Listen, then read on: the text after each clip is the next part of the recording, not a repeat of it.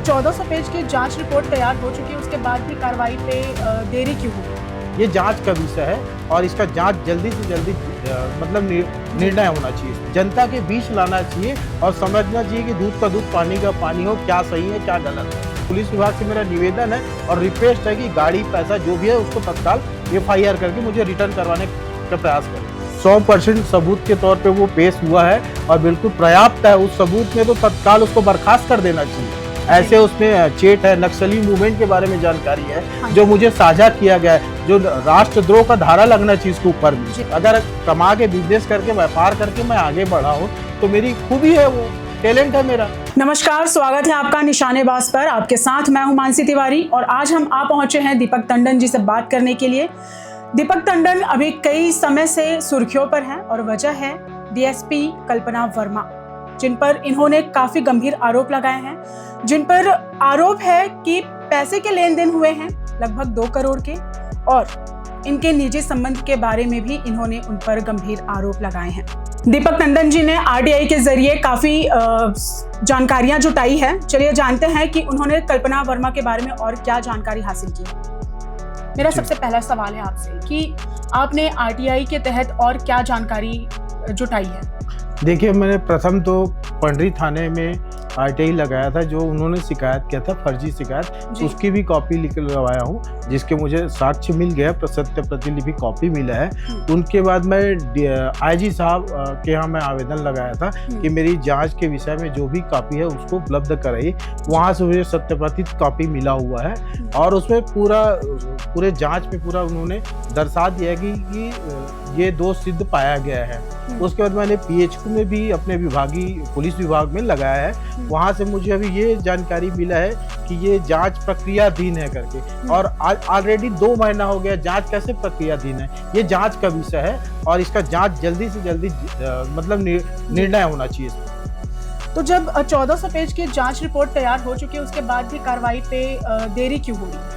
अब ये तो प्रशासन समझेगा कि क्यों देरी कर रहा है, किसकी मिली भगत है, किसकी संलिप्तता है। इस पे जांच को तत्काल इसमें जनता के बीच लाना चाहिए और समझना चाहिए कि दूध का दूध पानी का पानी हो, क्या सही है क्या गलत है। जी, आपको क्या लगता है कि पद का दुरुपयोग हो रहा है या फिर किसी तरीके की और संलिप्तता इसमें पाई जा रही है? देखिए, जितना डिले होता है कोई भी जांच का तो समझ आता है कि प्रथम दृष्टिया क्या चल रहा है, तो समझता है, जनता भी समझती है इस चीज को कि क्यों लिंगाराम किया जा रहा है, क्यों लेट लतीफ किया जा रहा है। तड़फड़ करना चाहिए और अभी तक का तो FIR हो जाना चाहिए उसके खिलाफ में।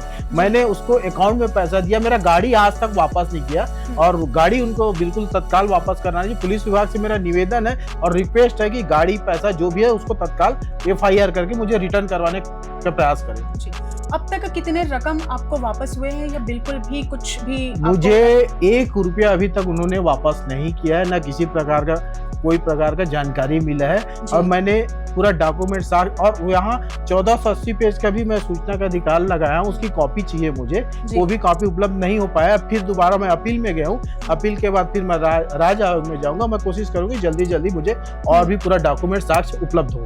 जी, तो क्या पुलिस विभाग और गृह विभाग भी इसमें कोई पारदर्शिता बनाए रखे हैं इस कार्रवाई को लेकर के? देखिए, कोई भी जांच हो वो तो जनता के बीच आना चाहिए, सच्चाई का पता चलना चाहिए। हम तो यही चाहते हैं भाई कि पूरा मतलब निर्णय हो, सामने आए। जी सामने आना चाहिए। आपने जैसे अभी थोड़ी देर पहले बताया कि आपके ऊपर फर्जी आरोप लगाए गए थे, किस तरीके के आरोप आप पर लगाए गए? देखिए, फर्जी आरोप तो मेरे ऊपर एक भी नहीं लगा है, ना ही मेरे ऊपर कोई आरोप है अभी। ठीक है, अगर कोई चला रहा होगा तो अपने मनगढ़ंत कहानी से झूठी मूठी अफवाह फैला के। मेरा एक दीपिका का मामला था जिसमें 2018 का मामला है, जो ऑलरेडी क्रेश हो चुका है, वो तो खात्मे में चले गया था। मैं न्यायालय में उपस्थित हूँ, खात्मा हो जाएगा, वो मामला विषय नहीं है, वो न्यायालय प्रक्रिया, उसमें कोई आरोप नहीं है। जी, जैसे आपका व्हाट्सएप चैट और ट्रांजैक्शन डिटेल्स जो भी आपने सामने प्रस्तुत किया रहा होगा, तो क्या ये काफी नहीं था सबूत के तौर पर उनके खिलाफ कार्रवाई के लिए? बिल्कुल 100% सबूत के तौर पे वो पेश हुआ है और बिल्कुल पर्याप्त है। उस सबूत में तो तत्काल उसको बर्खास्त कर देना चाहिए। ऐसे उसमें चेट है, नक्सली मूवमेंट के बारे में जानकारी है जो मुझे साझा किया गया है, जो राष्ट्रद्रोह का धारा लगना चाहिए इसके ऊपर में, पर अभी तक का क्यों नहीं लगा, ये जांच का विषय है। जी। मंत्रालयीन नियम के अनुसार किसी भी फाइल को आप केवल 7 दिन तक ही अंदर टेबल पर रख सकते हैं और 7 दिन के भीतर ही आपको उस केस को निपटारा देना होता है। लेकिन फिर भी ये 7 दिन के बदले 60 दिन तक इस केस पर कोई और भी कार्रवाई नहीं की गई है। आखिर इसके पीछे किसका हाथ है, ये बहुत बड़ा सवाल है। जैसा कि आपने थोड़ी देर पहले और बताया था कि नक्सल संबंधित भी जानकारी आपके सामने आई थी, बहुत सारी जानकारियां उनके द्वारा आपको दी गई थी, तो और क्या जानकारी रही थी इस विषय में थोड़ा बताइए। देखिए, मेरे को ना जांच का वहाँ से एक आया था, बीजापुर से ऑफ से एक जानकारी मंगाया था, आपका बयान लिया जाएगा के, तो मैंने 180 पेज का वहाँ भी बयान दर्ज कराया, पेन ड्राइव दिया है, वहाँ भी जांच कंप्लीट करके मैंने दे दिया है बीजापुर ऑफ। आपको क्या लगता है कि आपकी ये जो ये केस हुआ है, ये कोई उदाहरण बनेगा जल्द निपटारे का, या फिर ये ऐसे ही किसी ठंडे बस्ते पर चला जाएगा? क्योंकि जिस हिसाब से कोई कार्यवाही अभी तक नहीं हुई है निलंबन के बाद, तो आपको क्या लगता है? देखिए, कार्रवाई तो होगा, बिल्कुल मुझे विश्वास है, विष्णुदेव सरकार पे विश्वास है और प्रशासन पे विश्वास है, कार्रवाई बिल्कुल होगा और ये तय है कार्रवाई होना, और FIR भी होगा, प्लस मुझे पूरे सामान, गाड़ी, सभी चीज वापस मिलेगा। आप मुझे ये बताएंगे कि आपके ऊपर भी कई ऐसे आरोप लगे हैं, जैसे जमीन संबंधी आरोप आपके ऊपर लगे, इस बात में कितनी सच्चाई है? देखिए, आरोप लगाने वाला तो कुछ भी आरोप लगा देता है, सबूत पेश करे, डॉक्यूमेंट दिखाए तब हम उसको मानेंगे। जी, कहीं ना कहीं कोई ऐसा आपका केस रहा होगा जिस पर ये सवाल उठ रहे हैं? बिल्कुल, मेरे ऊपर केस रजिस्टर्ड हुए थे, दीपका थाने में रजिस्टर्ड हुआ था, जिसमें बाकायदा समझौता नामा हुआ, थाना प्रभारी का बयान था, A to Z उसमें खात्मे के लिए भेजा गया था, जो पेंडिंग पड़ा हुआ था, मैं उस पर केस करवा लिया हूँ। दूसरा एक सिविल लाइन का मामला था, जिसमें मैं उसमें बाइज्जत बरी होकर 14 दिन में आया हूँ। और भी कोई केस है अगर जुड़ा होगा तो न्यायालय समझेगा इस केस से और कल्पना वाले केस से क्या ताल्लुकात है। मैंने तो कल्पना के ऊपर आरोप लगाया ना। जी जी बिल्कुल। तो अगर 18 के बाद 2026 तक का मेरे पर एक भी अपराध कायम नहीं है, तो मैंने अपराध अगर पहले 2-3 केस हुए होंगे तो उसमें बाइज्जत बरी हुआ हूं मैं जी। तो मैंने तो आरोप अभी कल्पना के ऊपर लगाया। तो ये मेरे गड़े मुर्दे उखाड़े, मैं फोटो फ्रेमिंग का दुकान चलाता था, तो हर गरीब आदमी तो पैदा मतलब कमा के ही आगे बढ़ता है।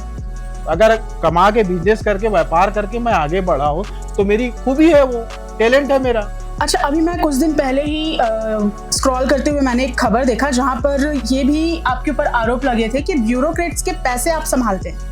आपने ब्लैक के पैसे को वाइट भी करने का काम किया है, और ये जैसा कि अब अफसरों के पैसों के ही आपने ब्लैक पैसे को आपने वाइट करने का काम किया होगा, जैसे कि DSP, IPS। तो मुझे इस बारे में भी कुछ बताएंगे। देखिए, ये सरासर झूठ बात है जी। और किसी भी प्रकार का मेरे पास ना ब्लैक है ना व्हाइट का कोई काम नहीं है। मैं होटल व्यवसायी, यहाँ पर आना जाना लगा रहता है, IAS लोग का, IPS लोग का, DSP लोग का और भी अन्य कर्मचारी लोग का, तो संबंध सबसे आदान प्रदान होते रहता है। पर ये जो लेन देन वाला मामला है या ब्लैक व्हाइट, ये बिल्कुल निराधार है और बिल्कुल बेबाक और सफेद झूठ है जी।